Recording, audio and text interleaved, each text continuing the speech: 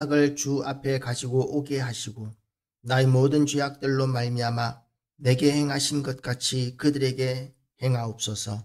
나의 탄식이 많고 나의 마음이 병들었나이다. 아멘. 기도하시겠습니다. 하나님 아버지, 하나님의 은혜 가운데 오늘도 우리가 살기를 원합니다. 모든 순간이 하나님의 은혜가 필요하고 인도하심이 필요하고 말씀이 필요함을 고백합니다.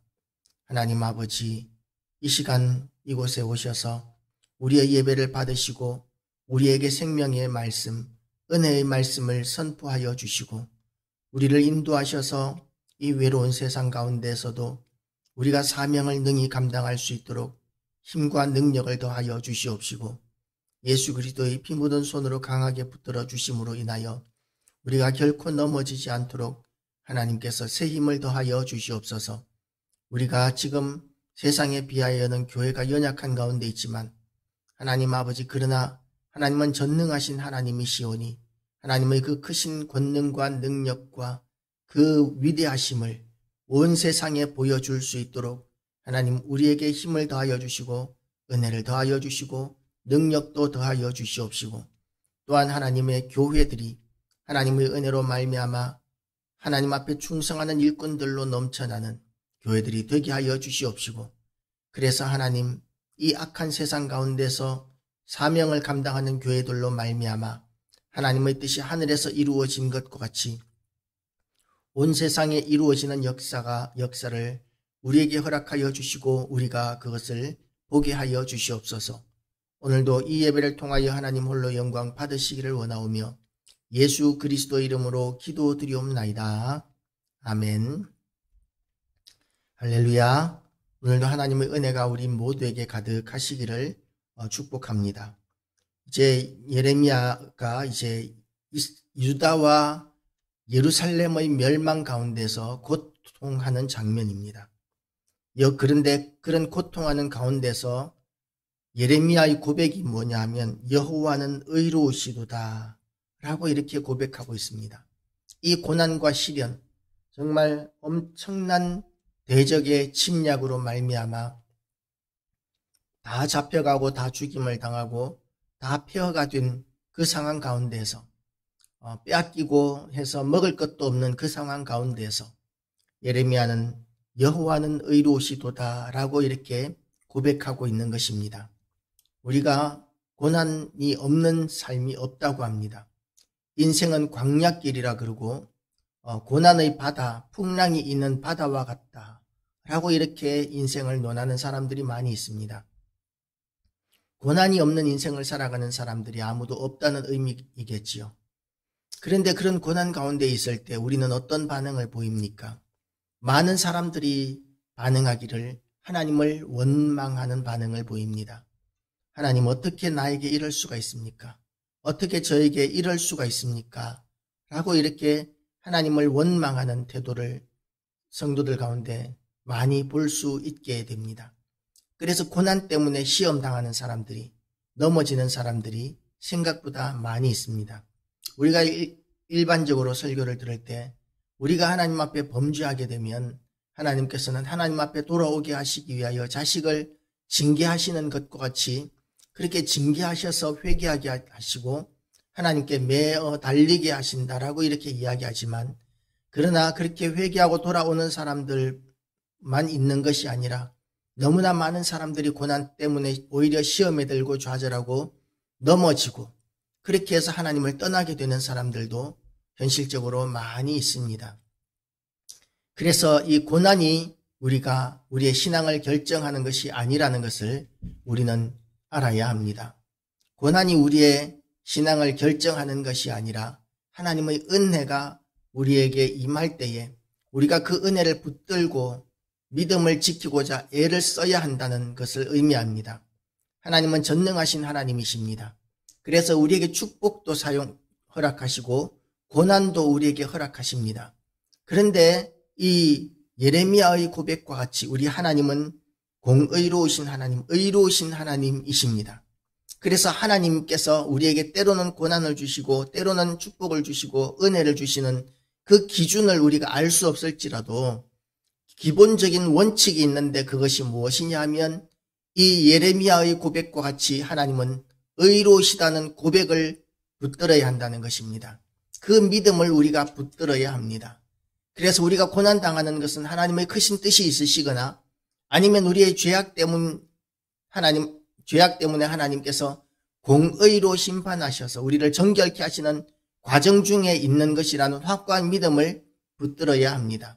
그렇지 않으면 하나님께서 은혜를 주시고 축복을 주셔서 형통하게 하시면 그것 때문에 하나님을 떠나서 세상의 허랑방탕한 삶으로 돌아가는 사람들이 되어버리게 되고, 그리고 또 하나님께서 공의로 말미암아 우리를 죄악에서 떠나게 하시기 위하여 고난을 주셨다 할지라도 그것 때문에 오히려 믿음을 버리고 하나님을 떠나버리는 그런 사람들이 생겨나게 됩니다.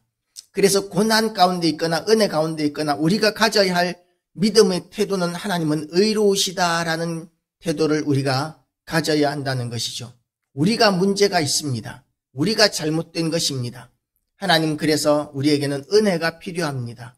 이 고난 가운데서도 우리가 믿음을 결코 포기하지 않도록 이 고난을 사용하여서도 하나님께서 영광 받아주시기를 원합니다. 라고 이렇게 하나님 앞에 우리는 구할 뿐이라는 것이죠. 그런데 이 예레미야는 한 걸음 더 나아갑니다. 여호와는 의로우시도다. 그러나 내가 그의 명령을 거역하였도다. 지금 예레미야는 정말 몸부림치면서 복음을 전한 사람이고, 그리고 하나님의 말씀을 선포하면서 말씀대로 살고자 애를 쓰고, 그리고 말씀대로 살지 않는 우상 숭배하는 자기의 민족들을 향하여 가슴을 치며 아파하던 사람입니다. 그런데 그런 예레미야의 예언의 말씀을 유대 사람들은 듣지 않았고 예루살렘은 듣지 않았기 때문에 하나님께서는 오래 참으시다가 참고 또 참으시다가 하나님께서는 드디어 한계를 넘었다고 보시고 유다를 멸망시키기로 작정하신 것이죠.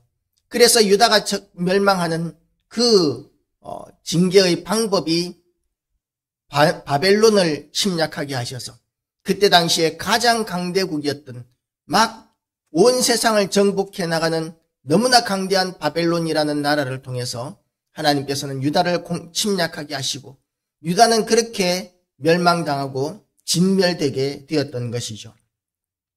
그래서 예레미야에게 어떤 죄를 찾는다는 것은 너무 심한 말이 될 수 있습니다.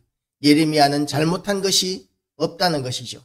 열심히 복음을 전했고 열심히 하나님의 심판을 예언했었고 유다가 돌아오기를 위해서 가슴을 치고 눈물을 흘리면서 기도했던 사람이었습니다.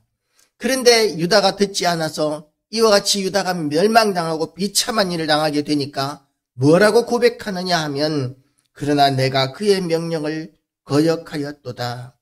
그렇게 자기 잘못이라고 내 잘못이라고 하나님 앞에 고백하고 있는 것입니다.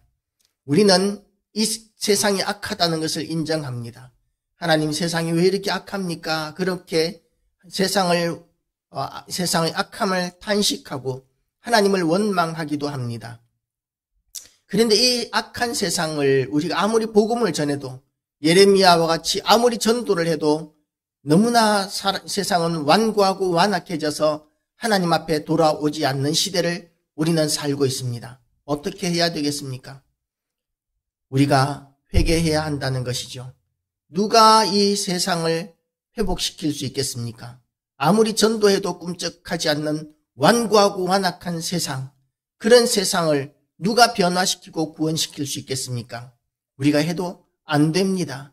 그러나 그런 가운데서 세상을 구원할 수 있는 유일한 방법이 내 책임이라는 것이죠. 세상에 대한 나의 사명을 감당하지 못한 내 책임이라는 것을 하나님 앞에 고백하고 회개하는 자세, 그런 자세가 있어야 합니다. 저 사람 때문이야. 정치인들 때문이야. 경찰 때문이야. 완고하고 완악한 사람들, 방탕한 사람들, 죄 가운데 사는 사람들 때문이야. 우리가 그런 사람들을 원망할 수 있습니다. 사실 옳은 말이기도 합니다. 우리는 믿음을 붙들기 위해서 새벽부터 이렇게 하나님 앞에 나와서 말씀 붙들고 기도하고 있는데, 그런데 세상은 점점 더 완고해지고 완악해지면서 점점 더 하강 곡선을 그리고 있는 경제도 어려워지고 죄악 가운데로 달려가고 있는 이런 현실을 보면서 우리는 책임의 주체를 얼마든지 찾을 수 있습니다. 이건 경찰이 잘못했기 때문이야. 이거는 사법부가 너무 재판을 잘못하기 때문이야. 이건 정치인들이 너무 잘못하기 때문이야. 이렇게 우리는 원망할 수 있고 판단할 수 있고 그 말이 사실은 옳을 것입니다. 그런데 그렇게 원망하고 판단한다고 해서 세상이 바뀌겠습니까? 절대로 그런 일은 일어나지 않습니다. 바뀌지 않습니다. 그런 상황 가운데서 우리의 처지가 뭐냐면 중보라는 것이죠. 예수 그리스도께서 아무런 죄도 없이 이 땅에 오셔서 이 세상의 모든 죄를 짊어지시고 십자가를 지고 죽어주셨던 것처럼 하나님께서 우리에게 먼저 복음을 접하게 하시고 구원을 얻게 하시고 이 땅에 남겨두신 그 목적이 사명을 감당하는 일인데, 그런데 그 사명을 감당하는 그 사명이 어떤 사명이냐면 예수 그리스도의 남은 사역이라는 것이죠. 예수 그리스도의 남은 사역이 무엇입니까? 예수님께서 하고 가신 것이 세상을 중보하시는 일이었습니다. 세상의 모든 죄를 짊어지고 그리고 십자가에 매달려 고통스럽게 죽어주시는 일을 통하여 우리가 의롭다 여김을 받았고 우리가 구원을 얻게 되었습니다. 그러면 이 세상을 구원하기 위하여 우리가 무엇을 어떻게 해야 되겠습니까? 아무리 하나님의 말씀을 선포해도 꿈쩍도 않고 변화도 되지 않는 이 세상에 대하여 정치인들이 악한 법을 만들기 때문이라고, 그리고 이 세상이 쾌락을 따라서 악한 죄의 길로 달려가고 있기 때문이라고 얼마든지 원망하고 판단할 수 있지만 그렇게 해서는 세상이 변화되지 않습니다. 세상이 회개해야 되는데, 그런데 하나님을 알지도 못하는 사람들이 어떻게 회개하겠습니까? 하나님을 알지도 못하고 예수 그리스도를 알지도 못하는 사람들이 어떻게 회개하겠습니까? 절대로 그런 일은 일어나지 않습니다. 우리가 하나님 앞에 회개해야 합니다. 그래서 예레미야가 고백하는 것과 같이 내가 그의 명령을 거역하였도다 라고 이렇게 고백하고 있는 것이죠. 하나님께서 세상을 죄악으로 말미암아 심판하시는 그 비참한 가운데서 먹을 것이 없고 형제 자매 이웃들이 포로로 잡혀가고 죽임을 당하고 그러는 가운데서 그야말로 이것을 뒤집을 수 있는 아무런 힘이 없고 할 수 있는 일이 아무것도 없는 가운데서 하나님 앞에 이렇게 고백하는 것, 여호와여 보시옵소서, 내가 환난을 당하여 나의 애를 다 태우고 나의 마음이 상하오니 나의 반역이 심히 크미니이다. 나의 반역이 심히 크미니이다. 이 예레미야는 계속해서 이 비참한 심판의 상황이 유다의 죄 때문이 아니라 이스라엘 백성들의 죄 때문이 아니라 나의 죄 때문이라고 이렇게 고백하며 이스라엘을 대표해서 회개하고 있는 모습을 우리에게 보여주고 있습니다. 교회와 성도들이 원망 많이 했습니다. 세상이 왜 이렇게 죄악의 길로 이렇게 달려가고 있는지, 왜 굳이 악한 자들이 보편적 차별금지법을 통과시키려고 하고 그리고 또한 동성애를 그렇게 용납하려고 하는지 우리는 그렇게 세상에 대하여 판단하고 원망하고 비난했었습니다.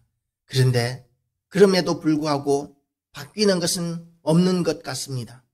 이럴 때 우리가 예레미야를 바라보면서 예수 그리스도께서 우리의 대제사장이 되어 주셨던 것과 같이 우리가 거룩한 나라요, 이 모든 백성을 위한 제사장으로서의 사명, 하나님께서 우리에게 주신 세상에 대한 제사장으로서의 사명을 감당한다는 의미에서 세상을 대신해서 우리가 회개하는 것이 참된 믿음의 자세, 사명을 감당하는 길이라는 것을 알고, 내가 비록 잘못한 것이 없지만 우리는 잘못한 것이 없어야 합니다.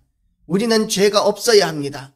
그렇게 없어야 하지만 없기가 어려워서 우리도 우리의 죄를 회개해야 합니다. 그런데 우리의 죄를 회개하는 것으로 끝나는 것이 아니라 세상의 죄에 대해서 우리가 회개하고 하나님 앞에 나아올 때 하나님께서는 우리에게 은혜를 베풀어 주시고 우리가 세상의 죄를 계속하는 고난에 참여할 때 하나님께서는 우리를 존귀하게 하시고 영광스럽게 하실 뿐만 아니라 세상을 구원하는 위대한 일, 세상을 변화시키는 위대한 일들을 우리에게 보게 하실 것입니다.